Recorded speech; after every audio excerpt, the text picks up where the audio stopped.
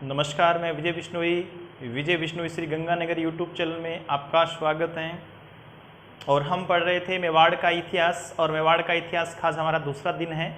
और पूर्व की कक्षा में हमने पढ़ा था कि सामान्य परिचय को हमने पढ़ा था, और हमने पढ़ा था गुहादित्य, और गुहादित्य के बाद में हमने बप्पा रावल तक की बात की थी। वो बप्पा रावल एक बहुत लंबा तगड़ा एक योद्धा शासक के रूप में जाना जाता है, और कहते हैं कि दो भैंसों की बलि एक झटके तलवार में एक झटके से दे देता था। तो ऐसा महान शासक, और अगर हम देखेंगे कि सोने के जिसने सिक्के ढाले थे मेवाड़ का, वह पहला शासक, वह प्रथम प्रतापी शासक और वास्तविक संस्थापक, एकलिंग जी के मंदिर का निर्माण करवाने वाला कैलाशपुरी के अंदर, और नागदा को राजधानी बनाने वाला, मान मौर्य को पराजित करने वाला, रावलपिंडी से शहर को बसाने वाला कौन था? बप्पा रावल या काल भोज 8वीं शताब्दी का एक महत्वपूर्ण शासक माना जाता है। लेकिन उसी कड़ी में हम आगे पढ़ेंगे तो 3-4 ऐसे जो महत्वपूर्ण शासक है उनके बारे में आज हम इस क्लास के अंदर अध्ययन करेंगे।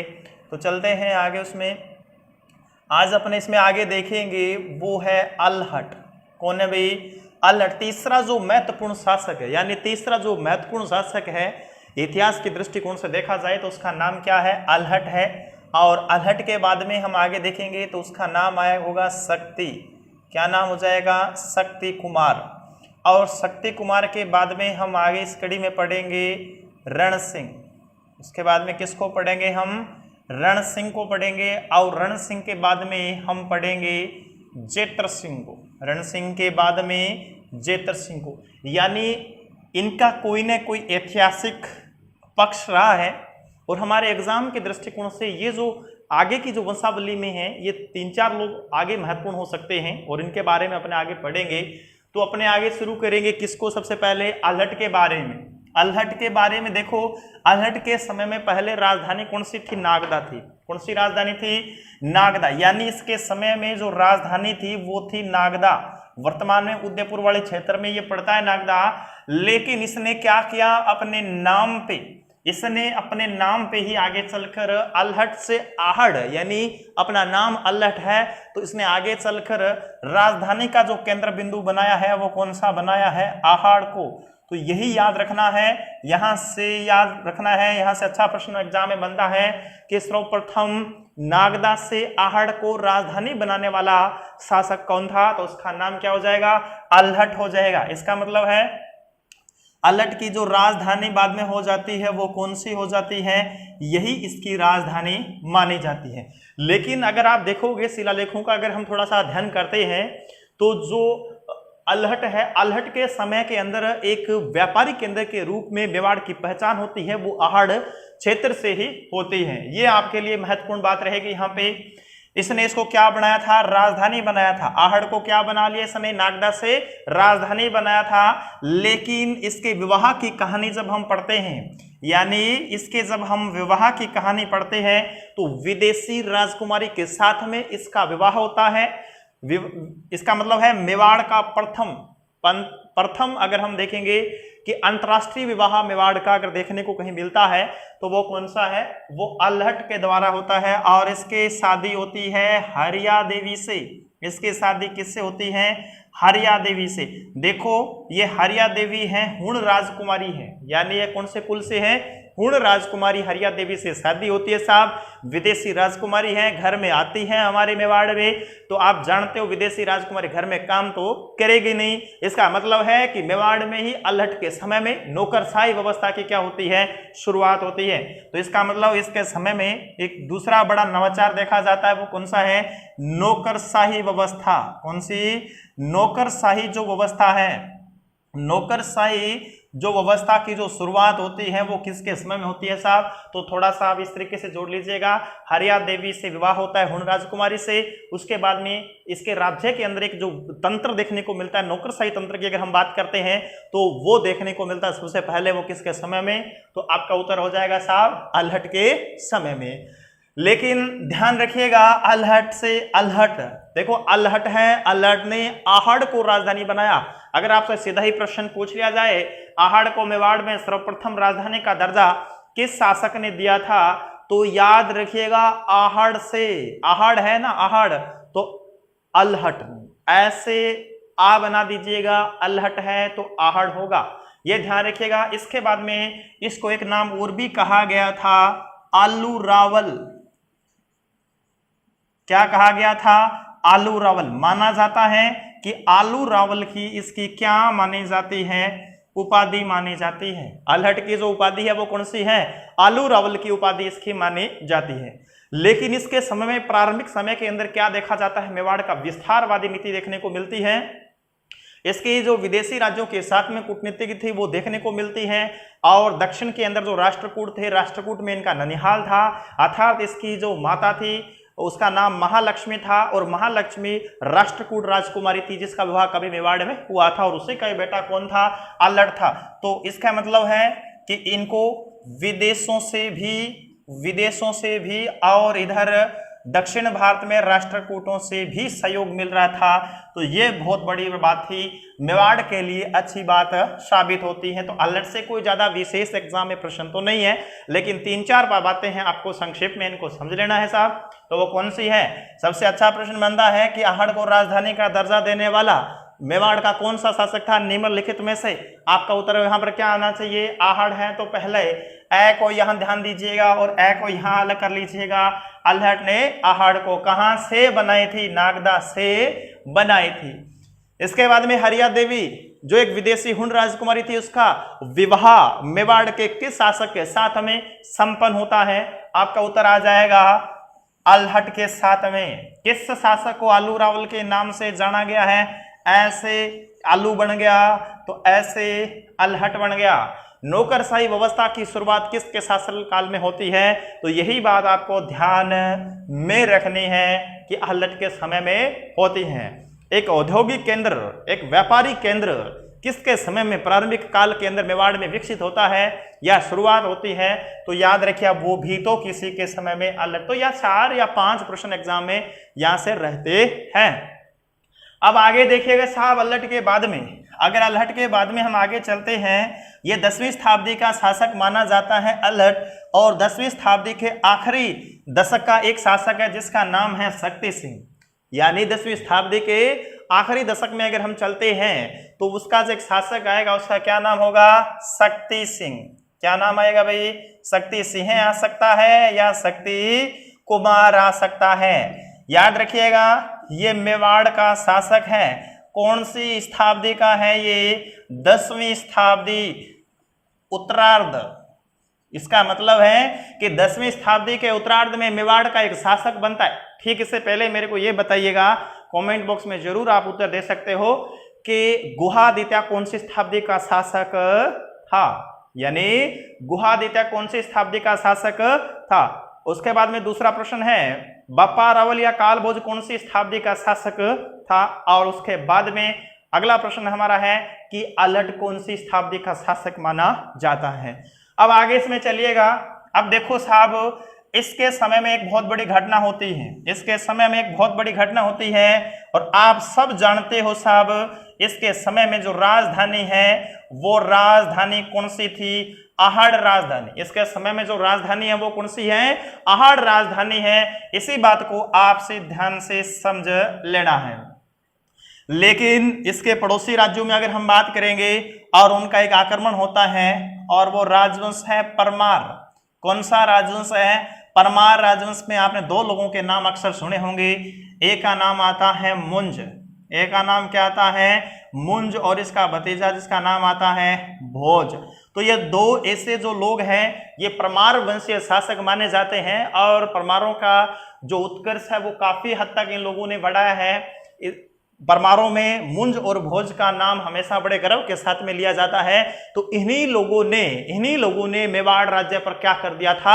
आक्रमण कर दिया था। इस बात को ध्यान में रखिएगा कि हमारा मेवाड़ में इस समय शक्ति था, शक्ति की मेवाड़ में शक्ति हो गई कमजोर, मेवाड़ में शक्ति हो गई कमजोर, तो परमारों ने आक्रमण कर दिया। किसने आक्रमण किया? परमारों ने आक्रमण कर दिया। और कौन से क्षेत्र पर कर दिया था? आहड़ क्षेत्र के ऊपर आक्रमण कर दिया।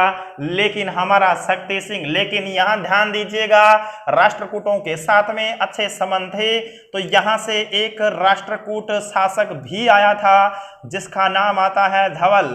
तो इस नाम का एक शासक आया था जिसने सहयोग प्रदान किया था, सहयोग प्रदान किया शक्ति सिंह को, लेकिन बात बनी नहीं और यहाँ पर ये लोग पराजित हो जाते हैं और कुछ समय के लिए परमारों का आधिपत्य स्थापित हो जाता है और परमारों ने यहाँ पर बहुत बड़ा विनाश किया था आहाड़। लेकिन इसी भोज ने एक नया काम कर दिया था, इसने एक मंदिर की नींव रखी थी, एक मंदिर का निर्माण करवाया था। वर्तमान में हमारे वो चित्तौड़गढ़ क्षेत्र में पड़ता है। कहाँ पड़ता है? चित्तौड़गढ़ क्षेत्र में पड़ता है और उस मंदिर का नाम है साहब त्रिभुवन नारायण मंदिर। क्या नाम है उसका? त्रिभुवन नारायण मंदिर। ध्यान से समझिएगा, त्रिभुवन नारायण मंदिर को ही क्या कहते हैं? लोग कहते हैं मोकल मंदिर। इसको क्या कहते हैं? मोकल मंदिर को ही लोग क्या कहते हैं? समिदेश्वर मंदिर। इसको क्या कहते हैं? समिदेश्वर जो मंदिर है इसके नाम से जानते हैं।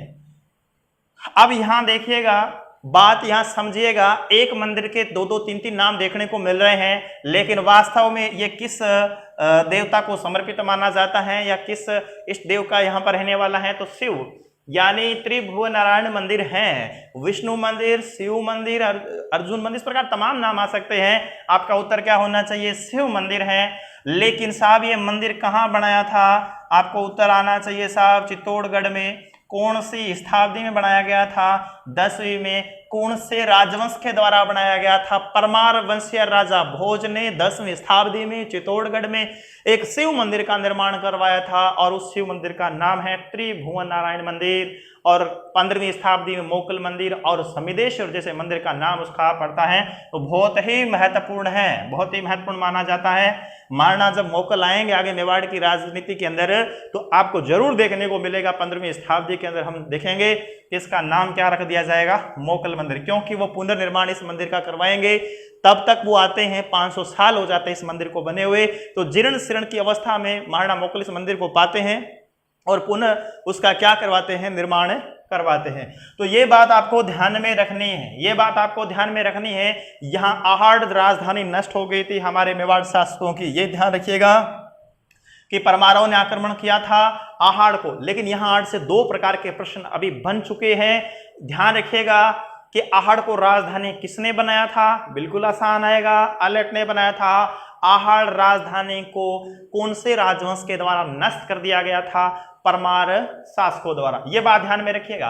और भोज ने 10वीं शताब्दी में शिव मंदिर जिसे त्रिभुवन नारायण मंदिर हम कहते हैं चित्तौड़गढ़ में 10वीं शताब्दी में बनवाया था। तो इसका मतलब है ये था शक्ति, जब मेवाड़ में शक्ति कमजोर हुई तो यहां अपने को 4-5 प्रश्न और पढ़ने को मिल गए हैं। इसकी अगली कहानी में हम चलते हैं साहब शक्ति के बाद में। शक्ति के बाद में अब हम जाएंगे 12वीं शताब्दी के अंदर। कौन सी शताब्दी के अंदर जाएंगे? 12वीं शताब्दी के अंदर जाते हैं और लगभग 1158 के लमसम की बात हम यहाँ करेंगे। यहाँ एक बहुत ही महत्वपूर्ण शासक की हम बात करते हैं जिसका नाम आता है रण सिंह। क्या नाम आता है? रण सिंह। ध्यान रखिएगा, रण सिंह मेवाड़ के जब शासक बने हैं, कहाँ के शासक बने हैं? मेवाड़ के शासक बने हैं। इसके समय में गुहिल वंश का जो विभाजन है वो 2 भागों में हो जाता है। कितने भागों में हो जाता है? 2 भागों में। ये बात ध्यान रखिएगा, रण के अंदर हमेशा ही 2 पक्ष होते हैं। रण के अंदर हमेशा कितने पक्ष होते हैं?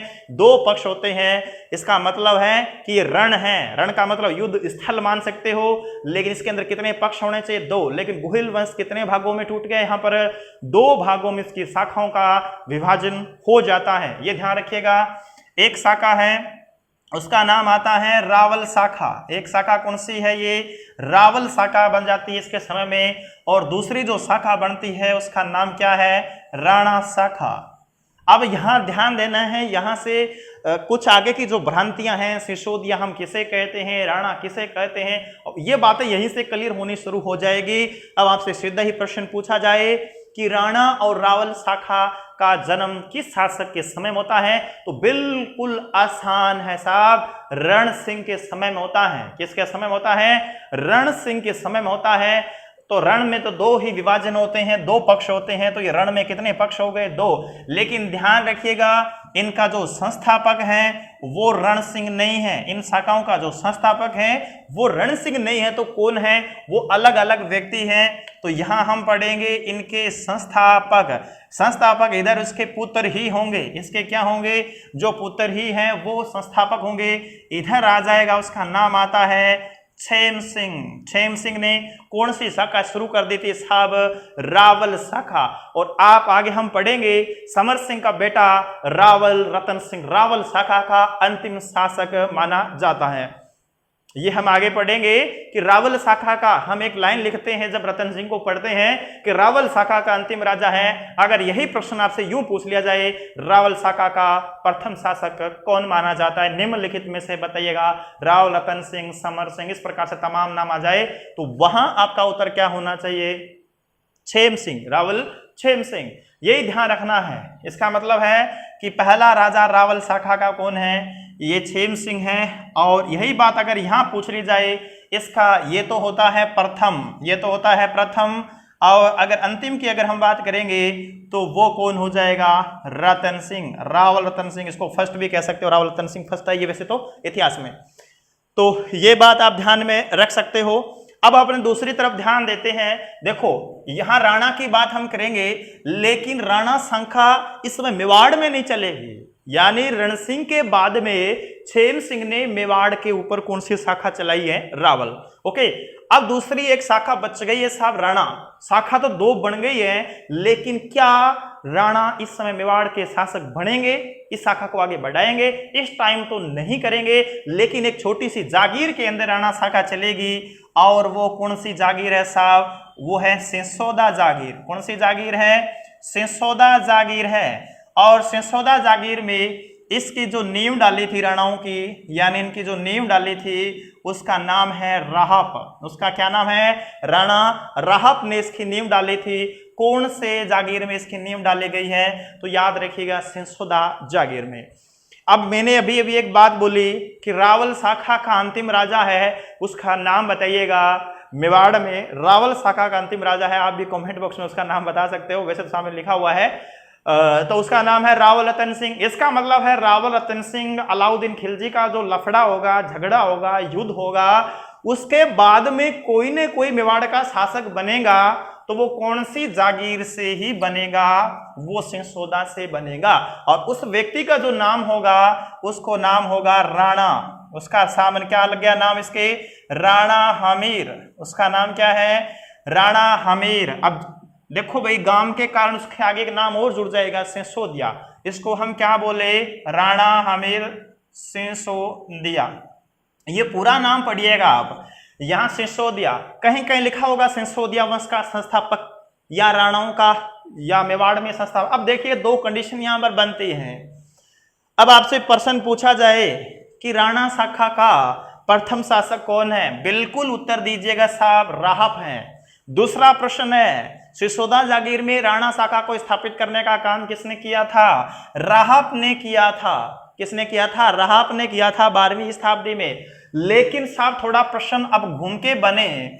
अब वो क्या पूछ रहा है, अगर वो प्रश्न पूछे कि राणा शाखा को मेवाड़ में स्थापित करने का काम किसने किया, राणा हमीर देव सिसोदिया ने, या सिसोदिया राजवंश की नींव मेवाड़ में किसने डाली थी, राणा हमीर देव सिसोदिया। ये सिसोदिया साहब कहां से आया, ये सिसोदिया जागीर के नाम, उसके नाम के आगे लग गया है। तो कई लोग होते हैं वो अपने नाम के आगे किसी गांव विशेष का नाम जोड़ लेते हैं, और यही पहचान इस व्यक्ति की बनी थी, राणा हमीर, आगे लगा लिया सिसोदिया। राणा हमीर देव सिसोदिया ने सिसोदिया या राणा की मेवाड़ के अंदर क्या की थी, स्थापना की थी। तो यह डाउट आप थोड़ा सा क्लियर यहां पर बढ़िया से कर लीजिएगा। अब आगे चलते हैं साहब, अब हमारी वास्तविक कहानी आगे शुरू होती है, और उस कड़ी में हम रखेंगे आगे जेतर सिंह को। किसको रखेंगे, जेतर सिंह को। लेकिन इससे पहले 2-4 प्रश्न है, इनको आप थोड़ा सा क्लियर कर सकते हो। अब हम आगे चलेंगे, वो कौन सा व्यक्ति है जिसका नाम है जेतर सिंह। इसका मतलब जेतर सिंह के बारे में अपने पढ़ने वाले हैं, ठीक है। अब आगे देखिएगा, जेतर सिंह के इतिहास की बात करेंगे तो 1213 से लेकर 53, और कुछ लोग 57 से लास्ट 57 भी बोलते हैं। अब अपने को ध्यान रखिएगा, जेतर सिंह के समकालीन कौन कौन लोग हैं, यानी जेतर सिंह के समकालीन कौन कौन से ऐसे लोग हैं, लेकिन हम यहाँ ध्यान देंगे। सबसे पहले हम इसके परिचय में उतरते हैं कि भाई इसके जो मंत्री लोग थे, इसके दरबार में जो मंत्री लोग थे उसमें नाम आता है एक व्यक्ति का डूंगर सिंह। क्या नाम आता है? डूंगर सिंह। इसका मतलब है जेतर सिंह के जो मंत्री है उसमें एक व्यक्ति का क्या नाम है? डूंगर सिंह नाम आता है। और इसके जो दूसरा जो मंत्री है उसका नाम आता है जगत सिंह। क्या नाम आता है भाई? जगत सिंह। ये दोनों मंत्री किसके हैं? ये जेतर सिंह के मंत्री हैं। ठीक है भाई, ये तो मंत्रियों की बात हुई। अब देखिएगा, अब अपने देखे सेनापति। जो सेनापति है इसके दो सेनापतियों का अपने को जिक्र मिलता है। एक का नाम आता है मदन, एक का नाम क्या है? मदन है, और एक का नाम क्या है? बालक। तो ये मदन और बालक किसके सेनापति हैं? जेतर सिंह के। यानी जेतर सिंह के मदन और बालक दो क्या है? सेनापति हैं। अब यहां ध्यान दीजिएगा, इतिहास का एक महत्वपूर्ण पीरियड चल रहा था और आप सब देख रहे हो कि 1213 से 53 या स्थापना का जो समय है एक महत्वपूर्ण टाइम है दिल्ली सल्तनत की ओर से। और राजस्थान के दृष्टिकोण से देखा जाए तो चौहानों की जीर्ण शीर्ण अवस्था में है। पृथ्वीराज चौहान तृतीय 1192 में चला जाता है, वो दौर था। और उसके बाद में चौहानों के बाद में गुजर प्रतिहारों का दृष्टिकोण देखा जाए तो राजस्थान के इतिहास में कोई ज्यादा उनकी भूमिका नहीं रह गई है। तो ये वो दौर चल रहा था राजपूतों का, और इसी दौर में एक चमकता हुआ सितारा उभरता है। पृथ्वीराज चौहान तृतीय के बाद में कोई नामी शासक अगर हमारे सामने आता है, या हमीरदेव चौहान के बाद में कोई व्यक्ति, ऐसा व्यक्ति जो हमारे सामने आता है, तो उसका नाम क्या है भाई? तो उसका नाम अपने ध्यान में रखना, जेतर सिंह। उसका नाम क्या है? जेतर सिंह की कहानी यहां पर शुरू हो जाती है। ठीक है, अब यहां पर सॉरी, हमीरदेव को आप नहीं काउंट कर सकते क्योंकि हमीरदेव तो 1303 की कहानी में चला जाएगा, या हम 1213 के बारे में पढ़ रहे हैं। तो अब यहां हम ध्यान दीजिएगा, अब हीराचंद ओझा, यहां इसके बारे में जो हीराचंद ओझा है और एक व्यक्ति जिसका नाम आता है गोपीनाथ शर्मा। क्या नाम आता है? गोपीनाथ शर्मा। हीराचंद ओझा ने क्या कहा था? हीराचंद ओझा ने एक महत्वपूर्ण शासक स्वीकार करते हुए मेवाड़ के इतिहास में और दिल्ली सल्तनत के समकालीन जो इल्तुतमिश का टाइम था, उस टाइम के अंदर उसने कहा था दिल्ली सुल्तानों को अगर राजस्थान के अंदर कोई टक्कर दे सकता है, अगर इसके हैसियत रख सकता है उनसे टक्कर लेने की, वो कौन है? वो व्यक्ति जेतर सिंह है। लेकिन यहां इसने क्या कहा है? गोपीनाथ शर्मा ने क्या कहा है? मध्यकालीन मेवाड़ का सवर्णकाल कहा है? मध्यकालीन मेवाड़ के इतिहास का सवर्णकाल है या नव संचार का काल कार्य किया किसने? गोपीनाथ शर्मा के अकॉर्डिंग जेतर सिंह ने किया था। ये दो बातें आप थोड़ी सी याद रख सकते हो, यानी इनके बड़े मत इसके अंदर भी शामिल रहते हैं। अब साहब हम चलते हैं अगले कड़ी में, यानी जेतर सिंह के समकालीन शासक। ध्यान रखिएगा, अब हम पढ़ रहे हैं कि इसके समकालीन जो शासक हैं वो कौन कौन से शासक माने जाते हैं। जिसको जेतर सिंह सीधी टक्कर देने वाला है, वो समकालीन लोग कौन कौन से हैं उनके बारे में हम थोड़ा सा आगे ध्यान देंगे। अब यहां से देखेंगे, अगर हम दिल्ली की तरफ से देखते हैं तो जो शासक है उसका नाम क्या है? उसका नाम है इल्तुतमिश। क्या नाम है? इल्तुतमिश के साथ में इसके युद्ध लड़े जाते हैं। इल्तुतमिश के साथ में इसका युद्ध होता है। और इसके बाद में अगर हम देखेंगे तो नासिरुद्दीन जो मोहम्मद है उसके साथ में इसका अभियान होता है। क्यों होता है उस पर भी हम चर्चा करेंगे।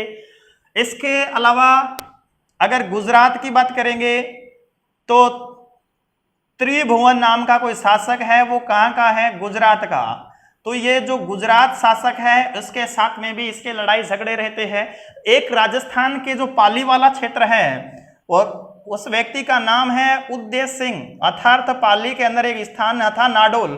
तो इस समय कहीं कहीं आपको मिलेगा नाडोल या जालोर, कहीं कहीं आपको क्या मिलेगा कि भाई जालोर का इस समय क्या था शासक। हम नाडोल और जालोर क्यों लिख रहे हैं? क्योंकि हम जानते हैं कि जालोर के चौहान है वो कहां से आए हुए? नाडोल से। तो कहीं कहीं बुक के अंदर नाडोल भी दिया होता है और कहीं कहीं जालोर भी दिया होता है। यह ध्यान रखिएगा। ये उदय सिंह चौहान है, ये त्रिभुवन शासक गुजरात का है। नासिरुद्दीन मोहम्मद, ये दोनों कहां के हैं? ये दोनों दिल्ली के हैं। कहां के हैं? ये दिल्ली के हैं। अब थोड़ी सी संक्षिप्त में कहानी सुनिएगा।